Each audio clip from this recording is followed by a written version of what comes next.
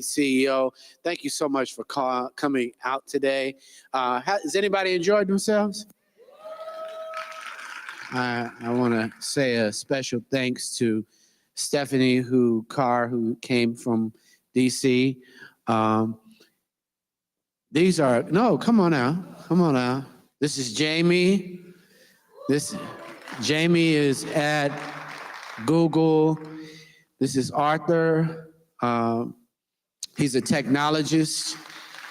This session is sponsored by Genesis, who has a program, Because We Met, and they sponsor our conversations between HBCU grads, Morehouse to, say it again? Alabama State. Okay. So Because We Met, because in Arthur, you don't hang out in Detroit, so I've never met you before, but I met Jamie when she was like 14. So she was a little volleyball player who ultimately got a whole scholarship in RIDE and has written life, and we're so proud of her being at Google. But I just want to say thank you, Jamie, for being a great example for other young people on what it is to go to a HBCU, become a technologist. She's been an entrepreneur. I laughed. Jamie was crying. And I'm not going to say it failed, but after she spent, was it $7 million or $3 million? So after she spent $4 million, she went out of business. And Jamie was crying, and Because We Met, I was the big uncle. I was like, baby, I wish somebody would give me $4 million to spend and don't have to worry about it. You know, you have to ride your losses and know that it's actually a win. You have to ride your losses and know that, thank God I had that experience and a win. Didn't hit your credit report. You got to experience and grow yourself. So, Jam, I'm so proud of you. You recovered. It's not as dark as it once was. And I think for all of us in the room, you got to imagine that it might not be perfect. Your first foray into AI may not be perfect. But never, never, never give up. So Because We Met, Jamie brought Arthur along. I think they're part of the creatives, all these creatives, the young man that is sitting back there, this talk. These are people you should know. If you go to a conference and don't grow your network, you don't grow your what? Okay, say it again, so everybody. If you go to a conference and don't grow your network, you don't grow your... See how just like Nas... Just kidding. But I think we've got to share these things because I think Jamie is a good example of young girls who are young ladies who are technologists. I think Arthur is not only a phenomenal technologist, but he's committed to Black people in understanding technology and mentoring. So first kind of questions to you guys. When you think of what this community needs to know that they must do as it relates to AI, and Arthur, we'll let Jamie go first. What do they have to do? We're not going to talk about fears. What do they have to do right now to get involved with AI? You guys hear me? We'll try this one. All right, we'll do that. Sorry, guys. So the question was, what do they need to do today to get into the AI field, or just AI in general? Right now. Yeah, I mean, I think, sorry if I'm projecting, I have a naturally loud voice. But no, I think it's a lot more simple than people think it is. I think there's so much content in education that's available that's free. So I listen to a lot of podcasts. I listen to a lot of YouTube videos. If you're aimlessly just kind of scrolling on TikTok, there's a lot of information being shared, Twitter. And I would just say for the first kind of basic levels of like, what is AI? I would just go to like a ChatGPT, or I'm at Google, so use Bard or Gemini, just rebrand it, and just start talking to it, right? Like, hey, explain to me what you are, explain to me what you do, explain to me what I can do with you, right? I don't think it has to be this evolved thing that just feels so foreign. So I would just say use what's out there. So podcasts, books, YouTube, And then the very simple, basic products that can be in your hands today, like the chatbots, just talk to them. And I think you'll realize that a lot of what you think AI is, it really isn't. You guys have been using AI for quite some time without knowing it on the back end. It's just now something that's becoming much more consumer friendly. But yeah, that's what I would just say. There's a lot of information out there that is free to find out, free to explore. And as you begin, if you're active on social medias, you'll begin to find different people that constantly talk about it. I know I follow a lot of people on Twitter, or X, whatever it's called now, who tweet about AI all day, every day. That is their job. And you just can begin to learn from them. If there's things that they're talking about that you don't know, simply go to Google, type those things in, and just kind of go down these different rabbit holes. So it really just is a matter of taking time to do the research, because it's available, it's free, it's out there, which oftentimes people just don't take that first step, which is purely just researching. That would be. That was good.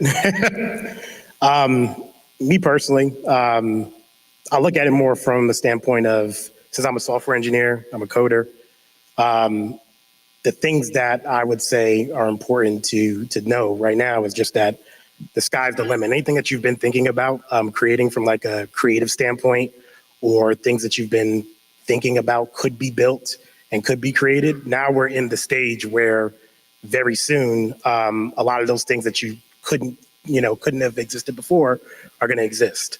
So it's important that when you're literally sitting here on the cusp of something incredible about to happen, whether that's good or bad, you need to be ready to adapt to it, and don't just let it happen to you, because very, very, very soon, you won't have a choice. So while you do have a choice, be proactive, if that's important to you. You know, you pointed to the transformation that's actually happening. And I think that both of you have kind of alluded to it. Anything can happen. Anything can be imagined. How do you do that? Because most people here don't know. Arthur knows individuals in the gaming industry. You're there. You see that immersive technology. How are these universes getting ready to become more parallel? Like, we think we got goggles over here for $4, but there's somebody trying to make goggles for $100, kind of like the Rabbit came out. And all of a sudden, the Rabbit was almost a phone. At some point, we probably will have a $10 phone. What do you imagine it's going to force out and into all of those industries? You know. You want me to answer first? Yeah. Sure. I'm gonna try not to make too much of a long answer, so dial me back if I need to. Jamie knows me. Yeah, I'm about to go on a rant. So before I can answer that question, I have to say this. Something that we need to be looking at is the changing of the demographics in America, et cetera. And one of those main things is, obviously, we have all of these young people that are coming up. And I'm 30, how old am I? 36, sorry, I had to think about it for a second. And there's a lot, there's the Gen Z generation, those that are, born after 1996, et cetera, that are such a large population, and they've been indoctrinated is the wrong word, but they've grown up their entire life with access to social media, with growing up with TikTok, growing up with all these different pieces of technology, and they're used to interacting with technology. And they have a different feel for technology than, let's say, somebody from my generation, a millennial, who did grow up kind of with technology, but it came out when I was a lot of the stuff came out when I was in high school, et cetera. And so I know stuff that happened before then, or people that saw it when they were already in the workforce, et cetera. And the reason why I say that's important to bring up beforehand is a lot of what is going to enable some of these things to exist in the future is that there's a 7-year-old right now that is that the first day they walked into school, they had a tablet in their hand. And right now, my daughter plays with AI all day, mostly because I'm a nerdy parent and I force them to do a lot of stuff. My daughter already knows how to code, can build whole applications, all type of stuff, right? So she talks to an AI all day, back and forth, and she's coming up with ideas, and I have her brainstorming out business ideas she can come out with. There's people sitting in those ages, 7, 8, 9, 10, 11, 12, that are eventually, we think about 2032, 2036, these elections are going to be, instrumental in like who gets elected and what what Congress looks like and like who are the CEOs of these companies, et cetera. So it's hard to say that how are these things going to be built, but it's like who is going to be the ones building those things? That's going to be those individuals. And so you have to look at what is the trend with those people. So because eventually some of them are going to become the Mark Zuckerbergs and all this type of stuff like that. And then we will have to adapt to that. I don't know if I fully answered your question. I think you get where I'm going. So, yeah.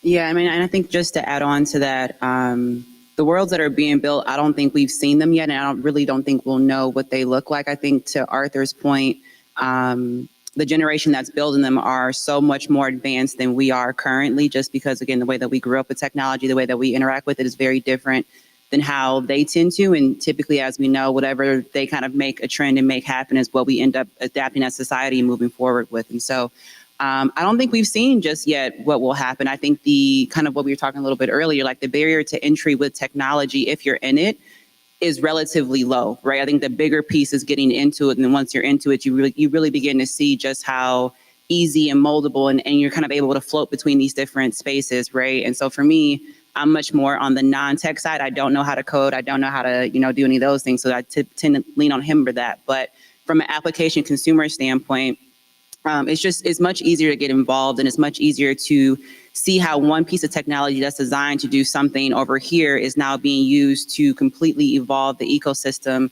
and the spaces that entrepreneurs and creatives, exist and work in. And so something very small is prime example. Like if you were an author, right, and you typically had to go through a whole process, there's publishing, there's all these different things, and writing books could take years.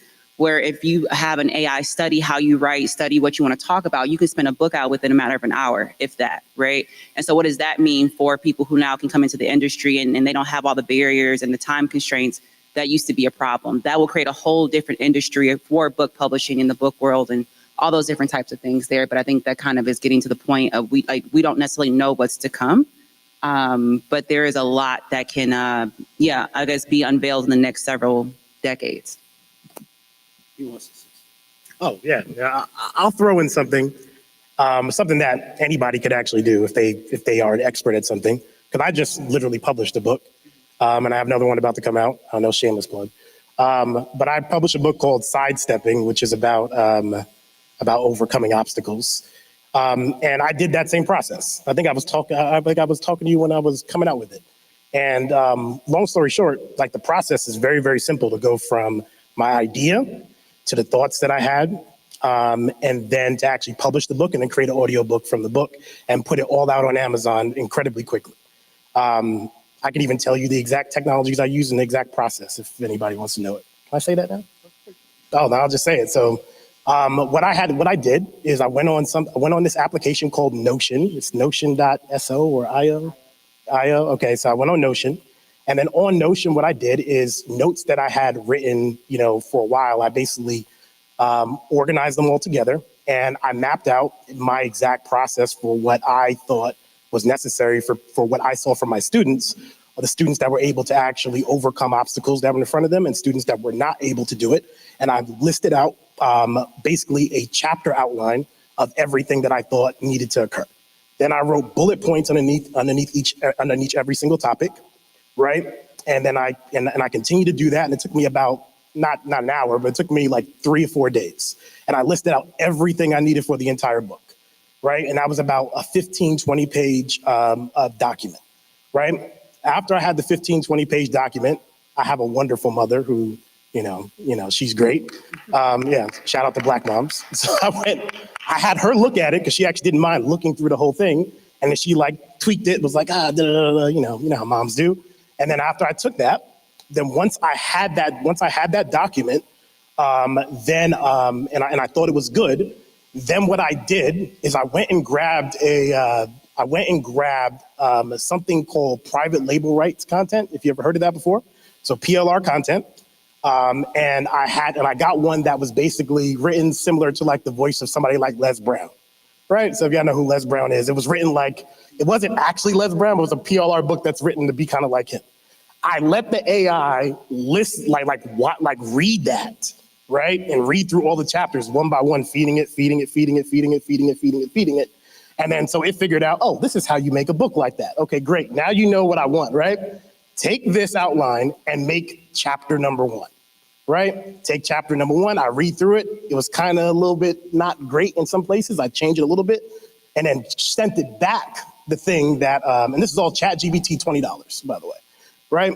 So I send it back the chapter and tell it like, this is the things that I would like you to change and think about that for when we do the next chapter. Then I let it look at the next piece of the outline and then do the same thing. Do it again. Then I finish the whole entire book. Then I go back to my mom and I'm say, okay, this is the book, right? And then boom, the book is completed. I look through it and there's a couple other conversations I have at the end of the day. And then once I like what I have, then I go ahead and I read out loud the entire introduction and first chapter, read through that. Then I go to another AI called 11 Labs. 11 Labs, you can tell it, you can basically say your voice to it. It'll clone your voice and say, okay, you heard how I read the first chapter, read the rest like that, and then create the audio. And then I go on to Amazon, you can self-publish the book on Amazon, go on Canva and make a little, thing with my face on it to be like the cover of the book. Take the audio, make sure get the audio up to the standards of Audible, submit it, and then boom, now there's a book and an audio book. And, it took me like a couple weeks, but you can do all that, like that's enabled through that process. Another rant. Sorry. No, thank you. And the one thing that I want to say about being a part of a community is it's about giving. We sat next to a brother, looked out in the audience, didn't charge you for learning how to do an ebook, didn't charge you to tell you where 11 Labs was.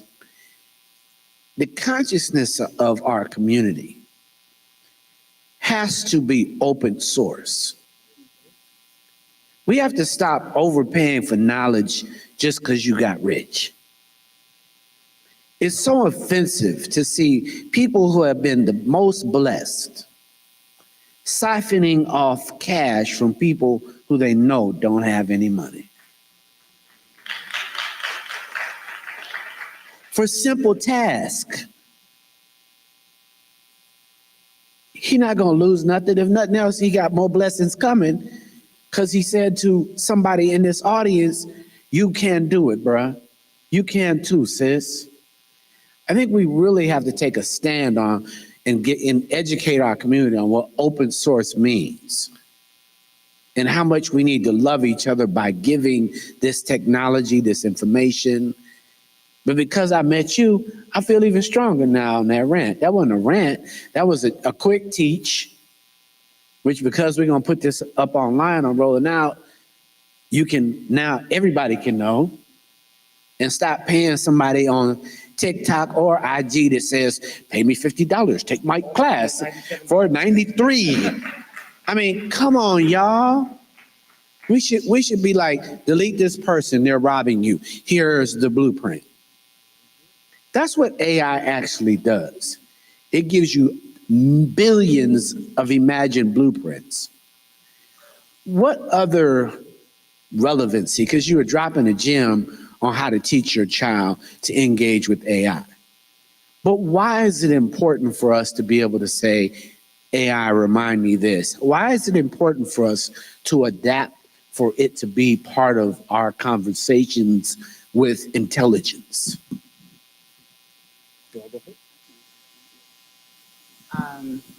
Well, I think the shorter answer is it's inevitable. Like that's where we're headed. That's kind of what's happening. I think sometimes we want to fight the technology just because we don't understand it or we don't like it. But the reality is it's here, it's coming, it's been here. And if you don't join it, you will be against it and then you will be out. Like, that's just kind of what the reality of the situation is, to be very bluntly honest. So really learn to participate with it. I think the bigger piece of it, and I just want to kind of go off a little bit to what you were saying around open source. The biggest thing that I realized in being in tech and AI specifically, when it comes between the Black community and any other community, specifically Asian and white communities that are predominantly leading the AI charge right now, is that most times us as Black folks, we don't have a lot of discretionary time or money to play around with this technology, to learn about this technology, to like really understand how it participates in our lives, right? That's going to be our downfall. And so that's why I say it's free, it's available. Open source means that anyone can have access to the coding, anybody can have access to the information. It's out there. And because other communities and cultures have much more time to play around with this, they end up making it what they want to make it, and we have no representation into it. So then 20, 30 years down the line, we're like, well, we don't show up in this. And that's why they're confusing Harriet Tubman with the gorilla. Like, we don't have enough people on the back end fixing that. We don't have enough data fixing that to represent us specifically. So if we're saying, well, we don't like it and we don't want to partake in it, 30, 40 years from now, kids, grandkids, cousins, whoever, that's the reality that they live in because we chose to not, participate in what was happening. And so I say that to say, like, as Arthur went on his, tangent around how to do certain things and how to get into the game, with particular things, I would encourage us all to do the same. I kind of lost track of the question. They're just going off on my side tangent. But I would just say that that's the bigger piece of it, is like, we really need to learn how to cooperate with it. It's simple things like, hey, Siri, like, tell me what, how to make cookies. That's AI, right? Like, hey, Siri, remind me to call my mom tomorrow. That's AI. You guys are already doing it, but I think there's just such a huge connotation between what we think it is versus how we can use it that we don't understand that we're currently already doing this. And so a lot of the autofill on Google Sheets, if you're typing up a document, typing up emails, that's AI. When you search something on Google, that's AI, right? So all these things you're already doing, you know how to do it. I think it's just kind of getting over the hurdle and the disconnect between what we see everyone in mainstream talking about versus the actual technology and the daily applications and what we use. Awesome. And I'll quickly say, because specifically you were talking about my children. So I have 4 children. I've been married for 15 years. Nobody tell my wife I had to look up for a second. And I have 4 children, and I have 2 older daughters and 2 younger sons. Right. And the thing that I think is important is to encourage them to like embrace things that are happening. Like, my kids are always getting like involved in like, oh, Daddy, what were you doing today at work? Or how did you stay home all day and you paid the bills? I don't get it. Like, or explain stuff to them and, and make sure that they're aware of what's happening so it doesn't just happen around them. And then specifically when it comes to like educating your children, you'll be surprised that when a child is like really, really into something, how fast they can pick it up because their brains are so malleable at like those young ages. So like, I actually didn't realize my daughter would end up being able to code if I showed her some stuff and she just sat in her room and just kept messing with it. Right. So it's just a matter of just like encouraging. Like, my oldest daughter, she actually is an artist. And if she was here right now, she could like look at you right now and draw you and it look exactly like you. And then my second daughter, like I said, is the techie one, like me. And my sons are too young for me to figure them out yet, but I'm figuring it out as we go. But that's where I think that thing should move. That's the way you should move as a parent, and getting prepared for what's coming. Thank you for that. Both of you are in the rooms. You're in rooms where technology is taking place. You're around, and I want to talk about founders because we don't have a lot of founders and a lot of funders here. So there aren't a ton of funders. So if you would pass the ball, you could talk about founders and then you can talk about funders because both of y'all know them, or either way. But I want you to understand, team, that your ideas should be something you're working to take to market. Like really think about, and I don't know when you leave here, what am I taking to market? If you keep wearing this "I'm afraid of AI" t-shirt, you're not really an entrepreneur. Entrepreneurs are looking for an opportunity, a product to bring to market, to get rich, and it may not last, but I'll be rich. I think this is now a place where not only can you be rich, but you can actually change the world. What are founders and funders really doing in the marketplace that you know, people that you know are going, that is interesting and exciting? Yeah, definitely. We could both talk to that because I don't know if it was said, but me and Jamie were business partners before, and we worked on a startup called Seventh Ave. We were like, our team was one of the few, Black founding teams to raise 7 figures in venture capital. So, we had a lot of, meetings and yeah, thank you. So we have some experience there. I guess you could talk about the funding story and stuff like that. And I'll specifically talk about, when it comes to being a founder. And I think the most important thing I think that we learned is that there's a way that Brylan says it. I'm not going to say because I'm not going to use those words. You know what I'm thinking of. But you can't believe you have to make sure you verify with the community you're building something that they want. You can't believe your own, stuff. I'll just say it that way, right? You have to find out from everybody around, like the people that you're actually trying to serve, what do you need in order to get from point A to point B? Like one thing that I, learned a while ago was that this thing that this older gentleman that I met like a while ago used to say is that nobody who ever bought a drill because they wanted a drill. They bought a drill because they wanted a hole. So if you want to sell drills, you have to, educate people on why your drill is the best at making a hole, or why they even need to make a hole in the first place. Like, why is it so great to make a hole in the ground? Like, why do you need the drill to do that? So as a founder, you can't obviously create a business that doesn't have a market for what you want. So you have to make sure that the thing that your business does is something that is a whole that, that people want. And that's like the most important thing. And then from the investment side, I have invested in some startups and stuff like that, about 11 to date. And the things that I'd be looking at, or if somebody who's invested way more money than me because they're super rich or whatever, they're looking to know that the founders of those companies understand that, they have something that they believe that the market has shown that they want, and there's been research that has shown that you are feeling that. So I think that answers it.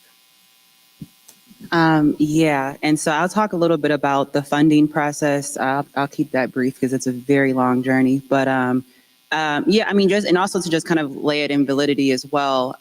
Raising over 6 figures is not easy, specifically being Black. It is literally funding goes to 1% of Black entrepreneurs. And I think even a smaller number that actually raises over $1 to $2 million. And we were actually closer. We raised closer to 4, and we had very big investors coming in like Twitter, Mac Ventures, things of that nature. And so when we're talking about what we did and what we're building, it really is from a place of rooms that we know that a lot of people that look like us don't get into. And so if there are questions that you do have that are one-off, please let us know, and we can definitely talk about it afterwards. But I would say when it comes to funding as well, I think you really need to understand what your business that you're building, what you want it to do for you, right? There are a lot of people that like lifestyle businesses, where as long as they can fund my lifestyle, I don't really need to, make more than X amount of figures a month. And that is okay, because entrepreneurship is very, very hard, and it is not a route I always recommend. I think sometimes it's a little ghetto, okay? It's a lot you should give up to build and bring something to life. And a lot of times it does a lot on your psyche if you're not really bought into what you're doing, or you're not really understanding why you're doing it, right? The second piece of that, I would say, is also realize that a lot of the things that you do, does it actually really need capital? Does it need capital? When it comes to tech and things like that, yes. But a lot of times people want to go get these loans and they end up upside down and can't pay them back and in a lot of debt. We were fortunate, which is why I say venture capital is a really great route to explore, because we built and we blew through that money learning. We learned, of course, it was a long process, and we built our tech and we did all of that. But when the company dissolved, we walked away from that. So we don't have debt, which is great. They took a risk on us, whatever. But once it, was what it was like, well, that was a great learning experience. I'll have to figure something else out. And it was cool. And so I say that, like, really understand the money that you take. What do you need it for? Do you need as much as you think you do? Because most times you don't. Because our issue is, when we got our money very, very quickly. We did not anticipate to raise as much money as we did, as quickly as we did. And I think the pivots of us trying to identify what market we actually wanted to take over was expensive. Like, what we got into was the audio space, to realize that audio was a bubble, right? Because the bigger thing when you're in venture capital and you're building is you need distribution. You can have a great product, but if no distribution and no one's using it, it does not matter. When we built this great audio product that could rival your Clubhouse and your Twitter spaces and your greenhouse rooms, but what they had that we didn't was distribution. And if you can plug in audio just as quickly as any other company can, we will never win that race, right? So we had to pivot what our company was, and those pivots are very expensive. Lawyers are very expensive to do nothing. They're very expensive.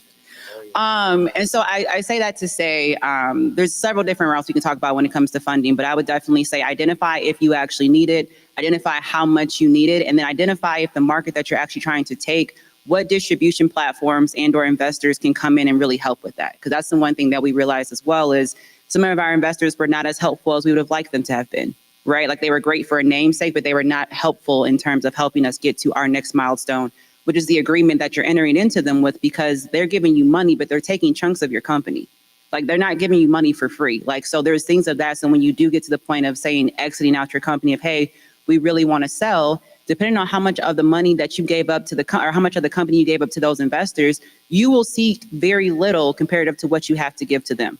So there's several different things I want people to be made aware of as you're building and as you're deciding to take venture capital dollars. It's a great experience, great route to go, but there are a lot of, I wouldn't say cons, but things to be aware of when you say yes to taking people's money. Nothing comes for free. The word in the language milestones. I don't want you to say that in, because everybody here, hopefully you leave with a new vocabulary. And milestones are a real thing.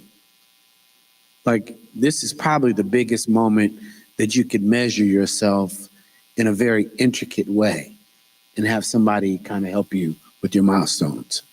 But when you raise money, why are milestones and scaling a conversation and a thing when a founder is talking to a funder? Because that's how you get more money. No, it's showing that there's traction. They're showing that there's demand, right? Because nobody wants to invest in something that's not moving, right? People will invest all day if they can see that there's momentum. They can see that you're making good of what you said you would do, because that's the biggest piece when you're trying to get people to raise, or you're trying to get people to invest in your company, is like, is there any motion? Is there demand? Are you sticking to what you said you would do so I can trust you as a founder? Because people in the venture capital, they're deploying millions and millions of dollars. And hopefully, you only need to raise one time and you can be good and the company gets, to a profit and it scales by itself, which is great. But many times what you'll see, like your Googles, your Twitters, your Clubhouses, they'll do multiple rounds of funding. So you have a, pre-seed, which is I'm giving you money for you to like bring this idea to life. Then you have a seed stage, which is like, hey, I have this idea, I have a product that has some demand. I need more money to scale it. Then when you get to your Series A, your Series B, your Series, C, and so on, those are all rounds of what you're scaling to where, hey, I got it to $100 million, but if you give me $30 million more, I can get this to $1 billion company. Like, that's what you want, those super large exits and those super large valuations come at your Series C, D, E rounds, right? But if you can't prove to investors at the seed stage, after I give you pre-seed dollars, that you're moving forward and you're meeting your milestones and you're scaling and people actually want it, why would I continue to invest? And what they don't tell you is that in the later rounds, if your initial funder doesn't come back, that's a very, very bad sign for other investors. So if I invest in you in a seed or a pre-seed or a seed stage, and it's like, actually, I'm gonna sit Series A out, they're looking at you like, well, why is your lead investor not investing in you anymore? Like, I don't trust it. I don't know what's going on. I don't want to participate. So that's why it's very hard to get to those later rounds and things like that if you're not hitting those milestones, if you're not hitting and staying true to what you told investors you would do. So, yeah. Nothing to add on that. That's exactly it. I wanted you to share that because I hear a lot of people saying, well, I want to be in business, I want to start a company. I don't hear them saying, I want to have 1 million users. You know, scaling is so important. You know, words that are code words. And the reason I talk about language is when you come to a RIDE lab, which is where we really focus on one subject, we want you to leave so that you could have tech talk.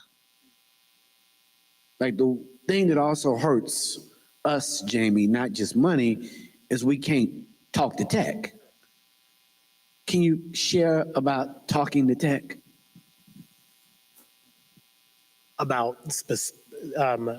can you rephrase so specifically about like, So I'm sitting, I'm in and I was maybe it's loaded, but I wasn't clear.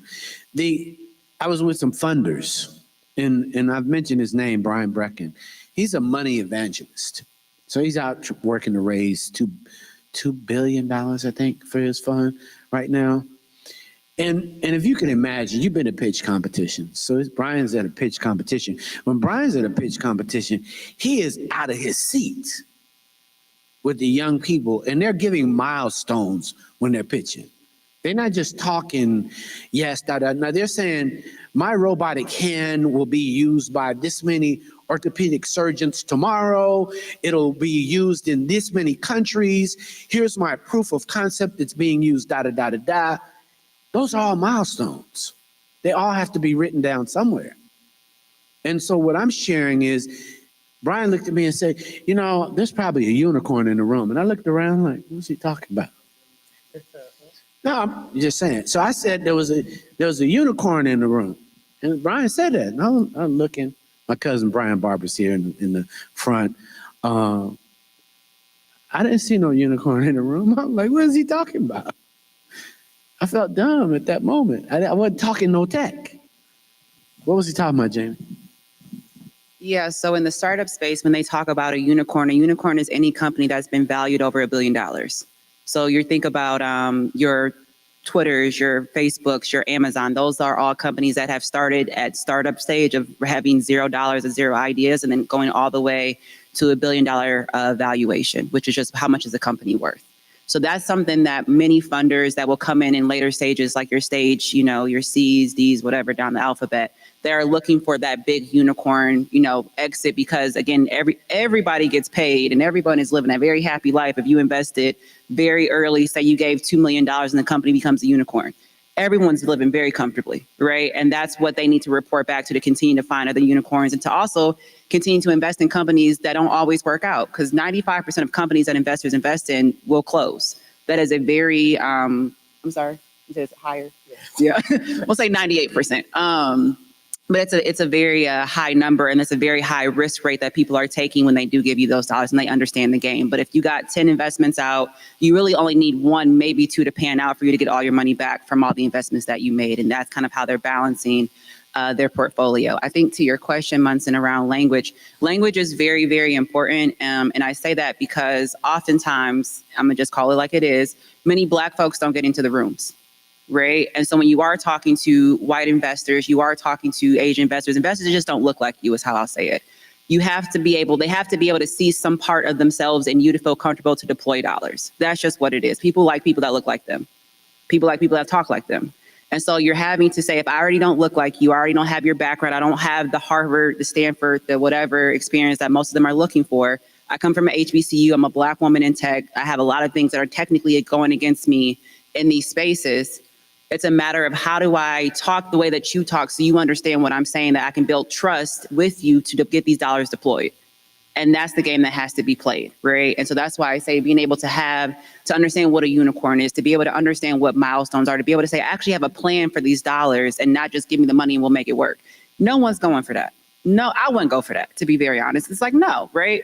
And so that's the piece of it where you do have to study the people that you want to be in these rooms. Like you have to understand and have the confidence and the audacity Because that's the bigger piece as well. Like when our other co-founder literally looked Jack Dorsey in his face and said, we have $1 billion company.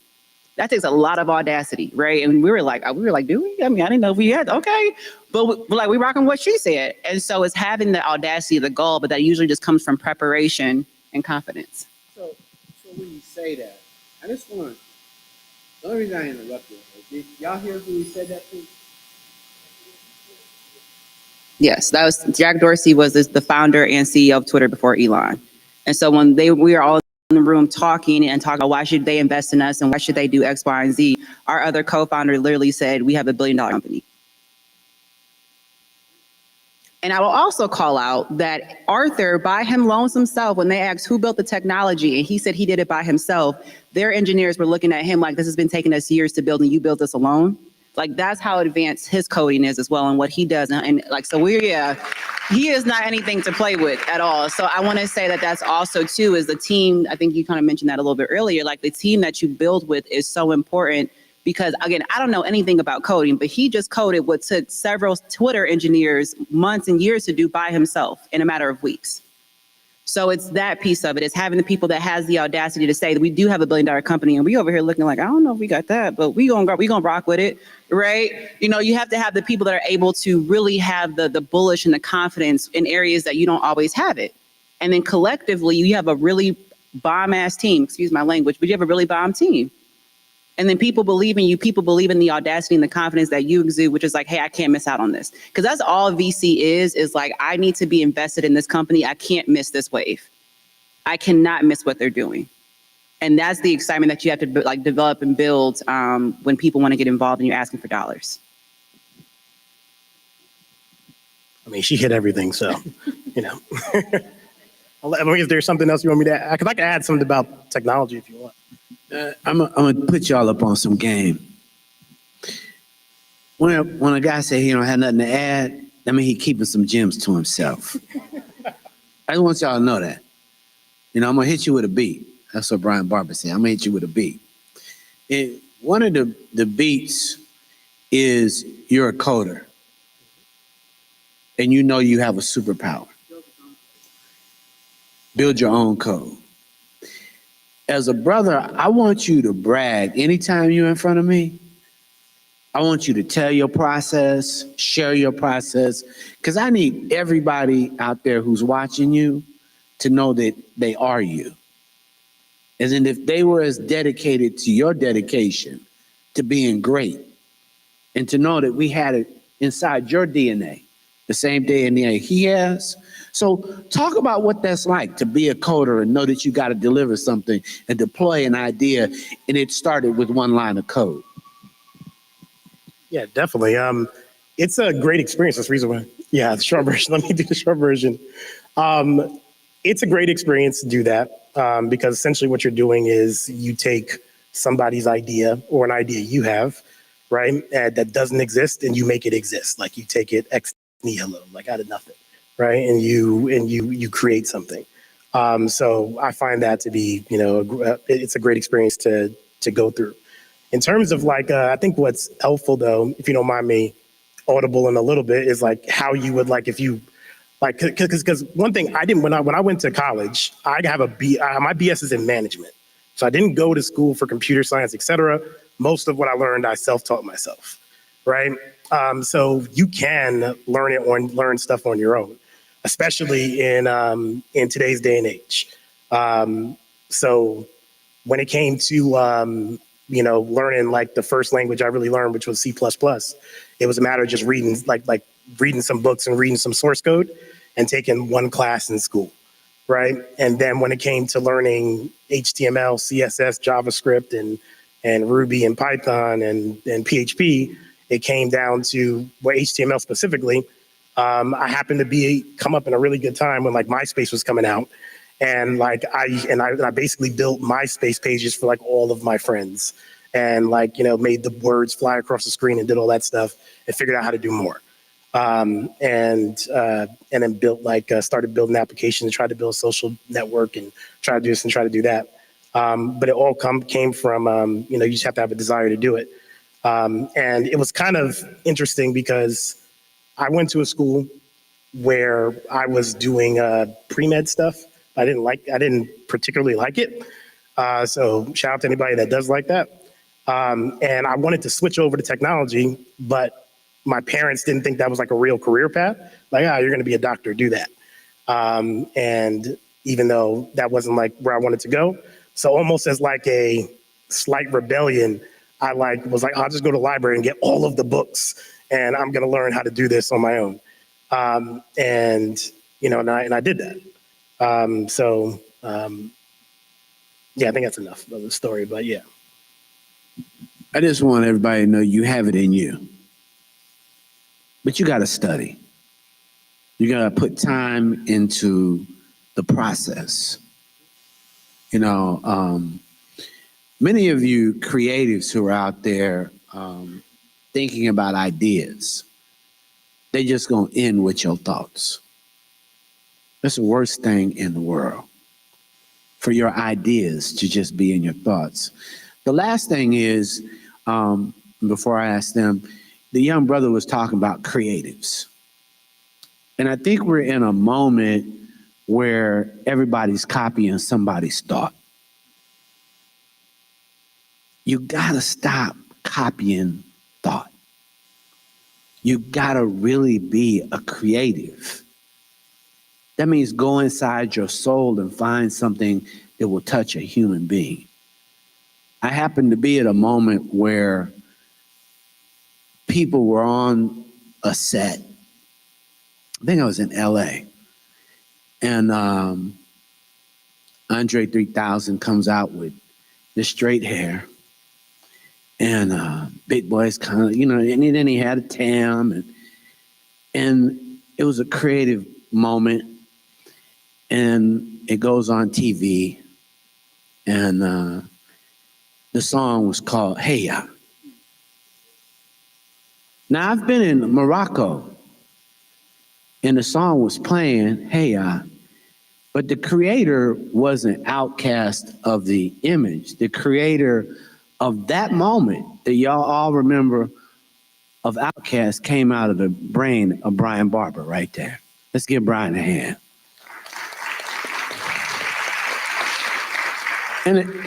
And I want to say that whenever I'm with somebody and you say, hey, they think about that moment. That's kind of how you have to have a big idea for the internet. It has to be something that's going to move a universal moment. You think of it. Everybody was in Clubhouse. How many people in the Clubhouse now? So I want to open it up for Q&A because we've been up here a minute at a time. But I just want you guys not to be copiers. For most of the people in here, I hear them talking about, I used this AI and it wrote my resume. At some point, it's going to write back to you, you should do more or be bigger. AI is going to say that back to you. Somebody wrote that line. Somebody has your title. Somebody has your same name. I mean, it's just a moment of time before it does that. So be much more original in your creativity, in your imagination of companies, in your studying of what it is to be great. Any questions for these two?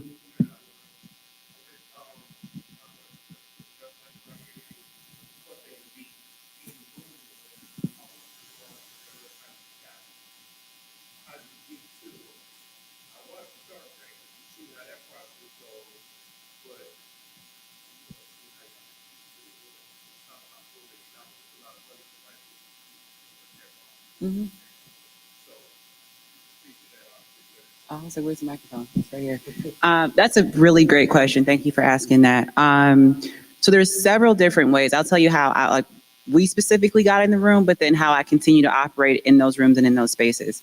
So how the funding came about, and I will also outline, this was a very one-off 2020 moment, probably won't happen again. And so that's why we got our money so quickly. But we were Clubhouse. We were on Clubhouse, and for those of you guys I'm sure you guys are pretty familiar, but it was just more or less during COVID. It was a time where it was the audio room. You could hop in, have conversations with everyone, and it was just, mayhem. But the issue that was occurring was that the rooms weren't safe, right? And so a lot of people would come into these rooms, say very racist remarks, and then hop out. What they used to do every week, they would have town halls, and you could come in and you could essentially express how you were feeling, your experience, blah, blah, blah, blah. And what you kept seeing was Black women, and these 2 to 3 Black women in particular kept literally coming in saying, hey, we don't feel safe. Hey, this is happening. And the founder just said, well, we walk with our feet over here. So if you don't like it, essentially get off the platform. You was like, hold up. How again, does Black culture drive so much of what's happening, but we literally get no representation, no support? So we were the loudest ones in the room and said, we're going to build a Black clubhouse. And that's literally like, and it was just a thing. And we put a form out and was like, hey, we're building this. Who's interested? First day was like, a couple hundred. That by the end of the week, it was a couple thousand. By the end of, week 2, we had like 13,000 people signed up. And from that point, we emailed them like, hey, again, it was just a simple idea. Hey, we're working on something. We'll let you guys know. The investor reached out and was like, hey, our first investors was like, hey, I'm interested. Like, how can I help be a part of this? And so that was more just being in the right place at the right time, but sharing your ideas, sharing what you want to do, kind of like having a solution for everyone's issue, right? And so that would be like the first way that we got. Social media is just there. If you're beginning to share what you do, even as a creative, share your content, share your ideas, start to become a thought leader in the space, people will flock to you and find out like they want to be a part of that, right? So like that's the first piece of just being out there. The second piece of that is going where they go. Conferences, right? A lot of these people are at conferences. They are literally South by Southwest. They are literally Afrotech. They are at NFT NYC. There was literally no Black people there. We went there when we had our NFT project. And I would say there was like 20 Black folks in a room of like 10,000 white folks. And they were using our language of like, it was like one project was called like The Hood. What? They had Future performing. Why? Like it was all these different things, but no one was there to really like check it. Right. So I would say go to these events that are one off. And even if you don't necessarily like pay to go into the event, if you go around the little like areas, there tends to be like networking sessions and things that you can do for free that you don't have to pay for. But you have to just be where they are. That's really what it is, because they're not coming to you. They will not leave where they are to come to where you at. You have to go to where they are. And so I would say conferences. I would slide into people's LinkedIn's. Like when we were raising money for our company and trying to get people on the platform, I was like, please, no one like get their information stolen because they're going to see me in there. Like I was in every single person's DM on LinkedIn, on Instagram, on Twitter. Like, hey, and take shots. Like on Twitter, we were literally sending people things publicly like, hey, try our new product. Hey, try our new product. Hey, try our app. Hey, whatever. And you could see it. We DM them and then we also tag them in our page. So it takes a lot to put yourself out there, but you just have to put yourself out there. And most times what we did find out is many people are willing to help. People just don't want to talk to them because they're scared of like, what if they say no? You're going to be in the same exact spot you're in right now.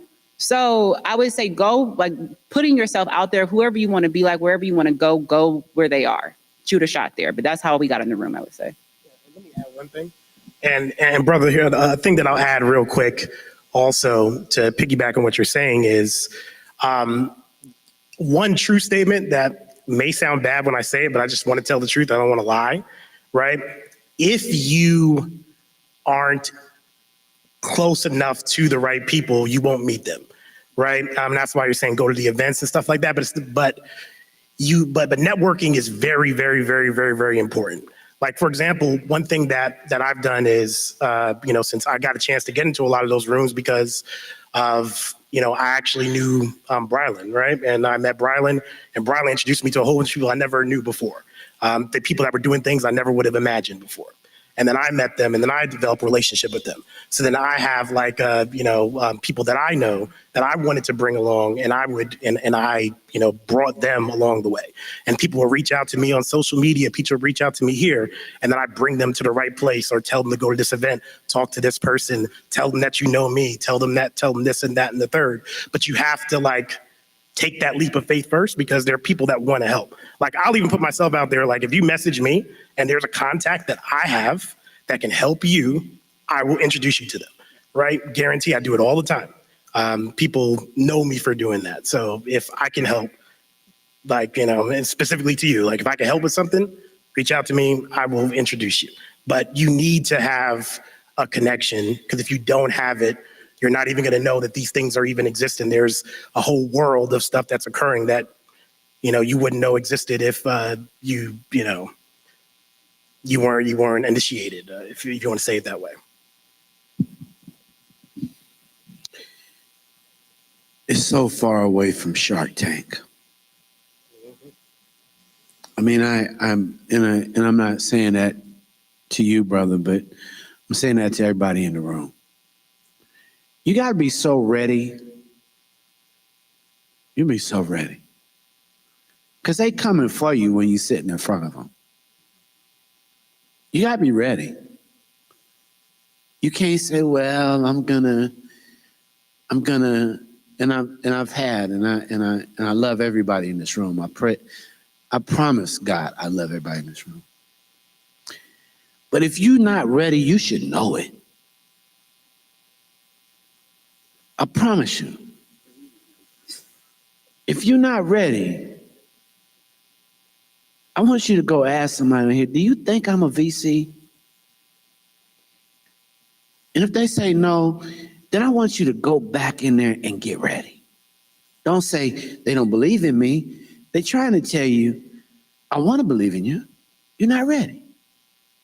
I think we're asking, and I come to conferences, but I don't want nobody to send this brother a message. He connect you with somebody, and then he get an egg.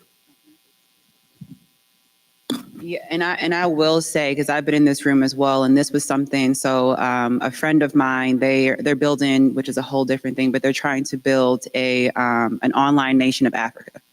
And so it's a whole thing within like the Web3 ecosystem, things of that nature. But they essentially got invited to the New York Stock Exchange by default because I knew them. They're like, oh, come out, come do what we're, come be a part of what we're doing, come celebrate with us. It was great. Get there. And I have never been in a room with people who wanted to converse with me, but I didn't have the language for it. And that was the biggest thing, where you literally see people who are like, hey, like, tell me this, or what are your thoughts on this? And da-da-da. And you don't have the words to even show up in that space. And that was something to me where I was like, I vow that I'll never be in a room like this again, and I can't have a conversation. So for me, I always default to questions. You can never be wrong defaulting to questions. But what I will say is, if you are going to get into these spaces and reach out to people like myself or Arthur, go to conferences, go do whatever, to Munson's point, make sure you are prepared. Make sure you know the language. Make sure you have been studying on what's happening. So when you do get into these spaces, you do have the art, like the knowledge and the language to articulate and ask good questions, that they then become interested in what you're saying. And be like, you know what, I kind of like you. Like I'm willing to take a bet. I'm willing to introduce you to people. I'm willing to, bring you into spaces that I'm going myself. And so it's not enough just to purely show up, but you also have to do the work to be able to hold the fort down when you get there, because you do not want to be in a space where you finally have made it and people want to help and you don't even know what to ask for, or you don't know what to talk about. So there's also a lot of pre-work that needs to be done in those times too, because again, once you get in those spaces, they are vultures. They are vultures. They will spot it. They see the blood and they will literally take you down. Because that's all it is. Like I said, the whole piece of it is who has the bigger piece of the pie, right? Like you can get in the space, you can build all these products, which is great, but more than likely, other companies are going to come in and want to buy you up, or people are going to take that idea and run with it, because if they have, again, distribution and capital, they will always outpace you. So if you're not ready for that to happen, because it's a frenzy. It's not just enough. I say I made it, I got some money. No, how are you going to keep it? How are you going to keep your people? And they are quick. Attention span is short. They like you today, they will hate you next week. It has happened to us, and it is not an easy thing to recover from. I think there were two. Yeah, one here and one here. I can't remember who was first though.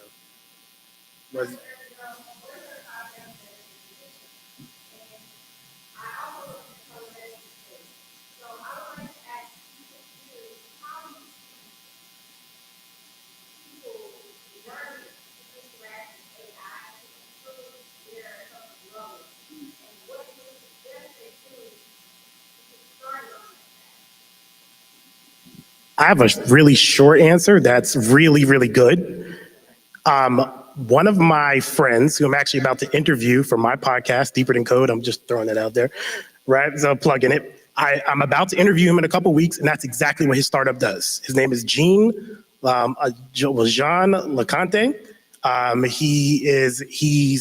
He works currently at Amazon. He has this startup that he's working on, and he spends his whole entire time worrying about mental health. And his mother is a physician, and all these different things, et cetera. So he's like really into that space, and we're going to talk about it for like 90 minutes. So because I can't answer that question, I don't know. But when it comes to how it will affect the medical, that's why I want to bring him on, because I want him to talk about it. So. And I'll also say too, this is where I'll just plug in like a ChatGPT bot, or like something like Genesis or Gemini or something like that. They can make meal plans for you.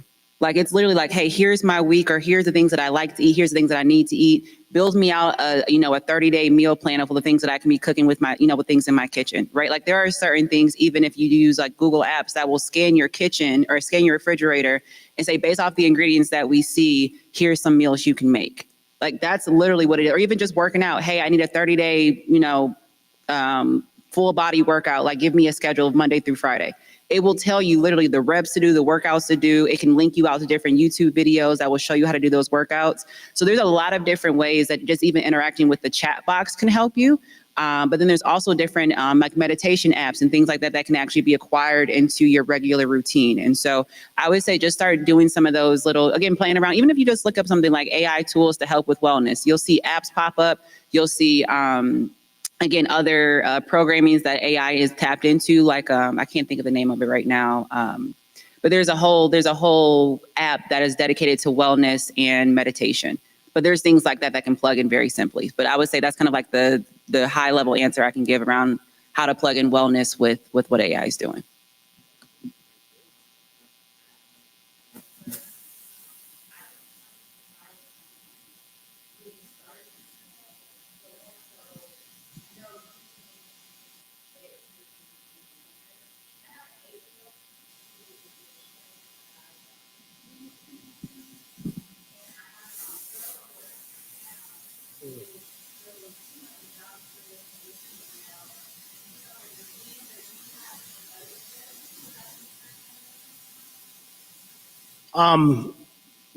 Definitely also let her look at Scratch if you haven't seen it already. Scratch, it's like a little visual kind of programming thing that lets them like do a lot of cool stuff. So that's something that you could look at as well. Obviously, Soul Learn is good. What's the other one? Khan Academy. Like I had my daughter doing that. Yeah, like I have my daughter doing that. And then when it comes to like a path to go on, really when they're that young, and if she can get through HTML, CSS, and JavaScript, she could really do all that. Then it's like just expose them to everything and let them pick which one they like the most. So just make sure that I'll just give you some examples like front end development. So you can go to a free tool after she learns HTML, CSS, and JavaScript. Go to dash.generalassem.ly. So it spells General Assembly. And that's a free tool where will teach you how to build and deploy a website for free. And I have worked at General Assembly, so that's something I know is it's a really good tool. And then like for the more like specific technical things and less front end focused, but more like getting the logic down, there's another free tool. Oh man, and I'm trying to, because I didn't have it top of my head. It's by Codesmith. Codesmith, who makes it. It's called I'll tell you later, and post it so everybody can see it. But it's like CSX, and I forget what that stands for, but it's from Codesmith, and that will go into exhaustive detail about that stuff. But you need to already have a background, so you can move into that. You also have her watch CS50 from Harvard. That's a free thing online that you can look at. So the CS50 course by Harvard will break down basically the thought process behind how you build programs. So not just because some people will know how to write a little bit of code and understand the logic a little bit, but they don't know the whole, thing, and it gives you a good foundation. And then if she can get through all that, because by then she's probably 15 by the time she's going through all this stuff. And then, then she just go to college or something like that at that point. But if there's still stuff that you want to look at, beyond all that stuff, there's so many tools like Algo Expert has a good tool. That's paid. That's $100 a year, so it's not expensive. But you can learn fully how to build your own machine learning models and stuff like that on Algo Expert. You can Algo Expert, ALGO Expert. So it's short for algorithm. So algoexpert.io. You can go on there, and there's a lot of stuff on there. You can go through that process. Yeah, no problem. He didn't have nothing to say, y'all. Hey, Munson. Hey, Munson. You got all those gems. Well, any other question? Hey, so I just want to add, she touched on something with instilling STEM in our children as early as possible. When you identify those signs, like young lady mentioned over there. Also look into Hour of Code. It's elementary. I work out of the DC area for Google, and we also provide mentorship in elementary schools. Some of them offer Hour of Code. And if they have a computer lab in the schools, they're learning to code in elementary school. And also, when summer camps come around, we're putting them in all kinds of camps. Look at robotics camps. Look at STEM camps for the summer for your children. It is an investment, but it's worth it because that's what the Indians and Asians are doing with their children in the summer when it comes to summer camps. Thank you. Well, thank you for that. This has been a wonderful, because we met, you guys met, all of us have met. Got another couple of panels that are happening. I want to make sure that everybody leaves here knowing how great you are. Like, you literally need to have your dreams walking out with you that you plan to live. You've got to claim it. Jamie, I'm so proud of you and everything you do. Did you hear how she said deploy the capital? Did you hear that?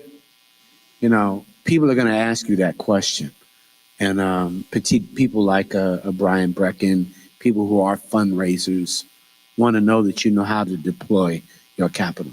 They're going to want to know those things. So that tech talk is a real keen skill to acquire. The other thing is original idea.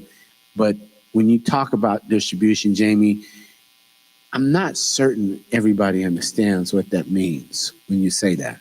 Can you close out with that for us?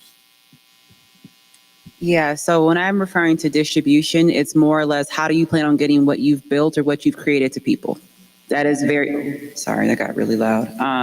That is the basics of what that is. And so it's essentially saying you have this product, how do you plan on reaching people?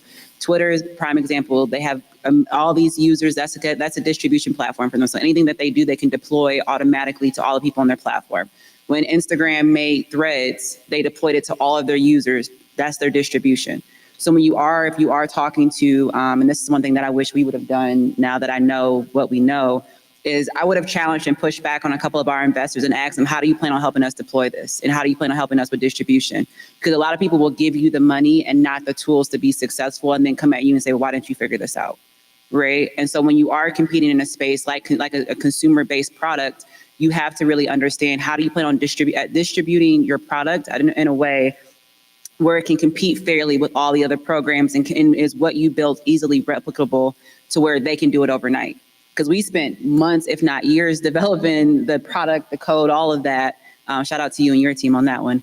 And then we spent so much time trying to sell it. And then literally within a day, Twitter came in, they plugged in audio. They had, their Twitter rooms or Twitter spaces. And then, Spotify came in with green rooms. And they have millions of users. We could never compete with that in that capacity. And so, again, that's just more what the lesson is as you're building, as you're creating, and if you're asking for capital specifically, but just even on your own, is to know, like, how do I plan on getting this to people that want to see it? Ladies and gentlemen, thank you. We're going to give us 2 minutes. We've got another panel. I am not moderating that. I want to thank you. Give me 2 seconds, and the next panel should be ready to come up. Cara?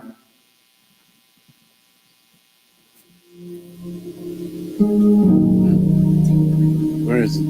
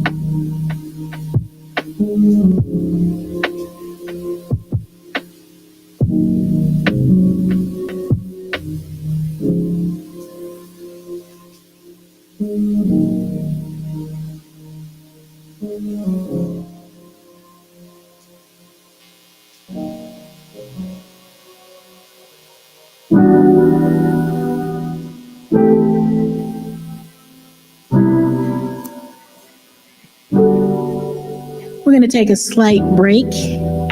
We'll be back with you in 10 minutes.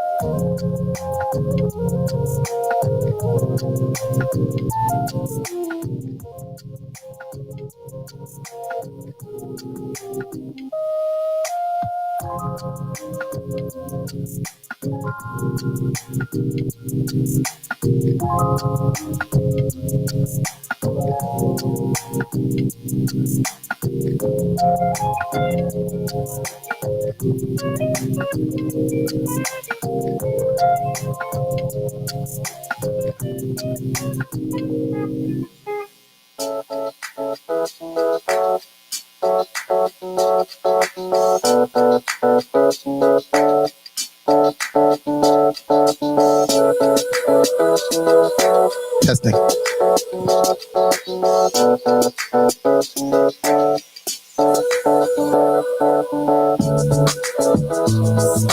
Testing.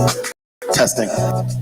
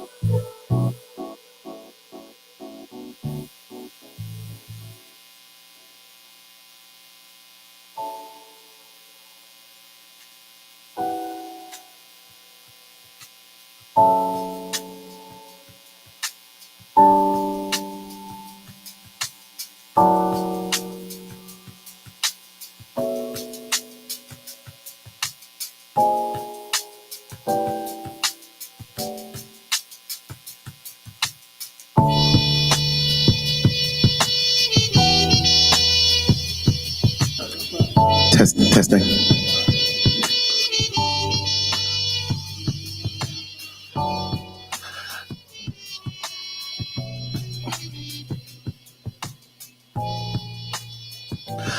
All right, ladies and gentlemen, we are going to get our next panel started. If you guys could find your seats and get your attentiveness back. Attentive.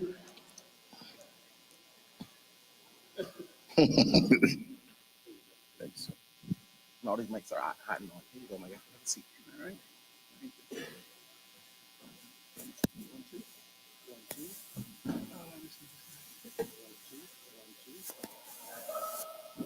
One.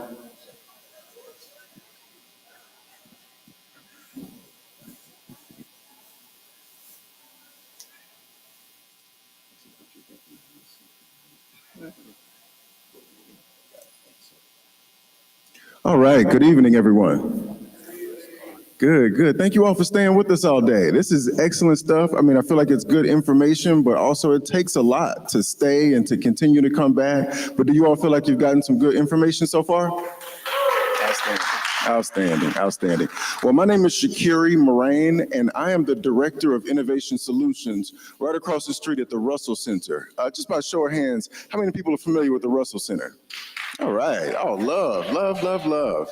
Well, consider us a resource. Today, we're going to talk about artificial intelligence, specifically on the entrepreneurship side and then on the corporate side, so that we can get some of the in-depth thoughts from these two gentlemen, but then also at the end, we'll leave some time for your questions. So I would ask that as they are answering questions, go ahead and write down your questions, so when that time comes, you have a question to ask, okay?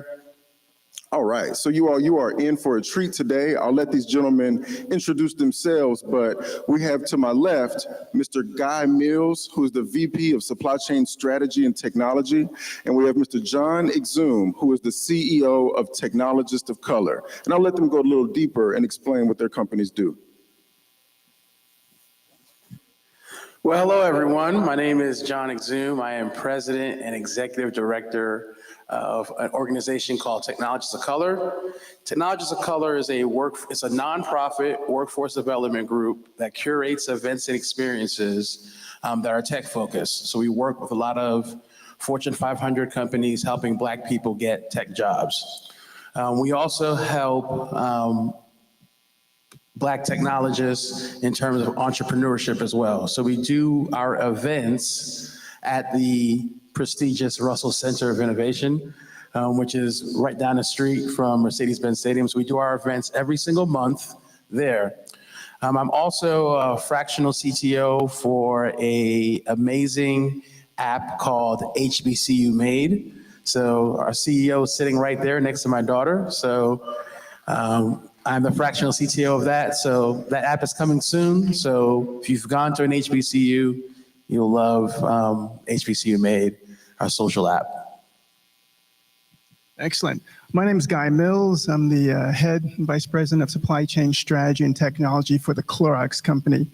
And you may know us by our namesake Bleach, but we're a family of brands serving 100 countries, 25 operations, and $7.4 billion in revenue. Everything from Fresh Step cat litter to Burt's Bees to vitamins, minerals, and supplements to obviously our namesake Bleach, Pine Sol, and other consumer products. And so I'll be bringing the entrepreneurial or intrapreneurial perspective. I've spent about 30 years in industry from small companies to large company. When you think about supply chain, it's all the mechanisms to get things from the ground or the earth to provide you, the consumer, with the products you know and love. I'm also the proud parent of Emerson. I think he's here somewhere. He's my 18-year-old entrepreneur. He's had a online business buying, selling, and refurbishing technologies for about 8 years now. So, Well, let's jump in, guys. So first question, John, could you just give us the fundamentals of AI? Like, what is AI 101? What should we all know? All right, so, that was loud. All right, so to define AI, I actually wrote down a simple definition of it. So AI is the science of making machines that can think like humans, all right? So we look at artificial intelligence, it's basically repetitive tasks. So a lot of the tasks that we're so used to doing, we are now training machines to do those tasks. So we've been exposed to AI for a long time. Everyone's been used to Alexa, Siri. My daughter who's in the front there, she talks to Alexa every single day, asking it questions about weather, traffic conditions when we're going to school and things like that. So AI, the fundamental definition is the science of making machines think like humans. And Guy, how would you follow that up with what you see on a corporate level every day, the fundamentals of AI in a corporate environment? We look at it with two lenses, kind of taking away the dull, the dreary, the repetitive activities, and to make them more systematic, more sustainable, and more consistent. That's everything from like computer machine vision on a factory line. It can detect quality defects, kind of auditory censoring. It can hear the bearings on production lines and see when there might be an imminent breakdown, to a recent pilot that we're using with Microsoft Copilot, using generative AI for creative aspirations. Everything from the rudimentary, help me reply to this email, to help me prepare a presentation, to, hey, help me get insights from social media on key products that may be trending, and how quickly can we get a prototype.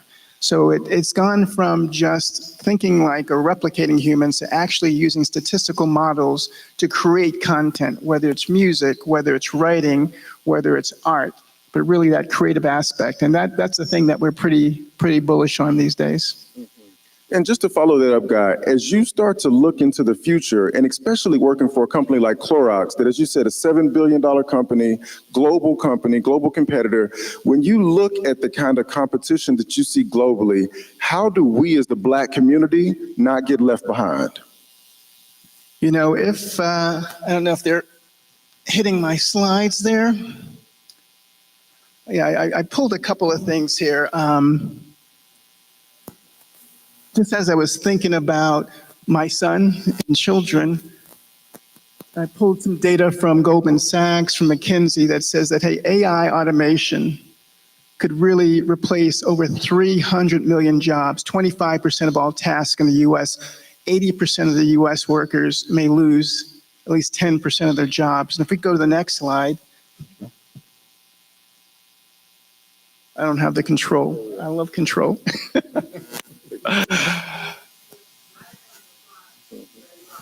We are sitting in front of the slides. Interesting. To help? So move just a little bit. There you go. All right. You don't take artificial intelligence to get instruction, right? Let's. Am I still in the way? Yeah, I would suggest you move over this way as well. You just talk through it. Yeah, I'll just talk through this in the next slides as well. I come to this as a, say again, the table as well? Excellent, thank you. I got the table, There we go.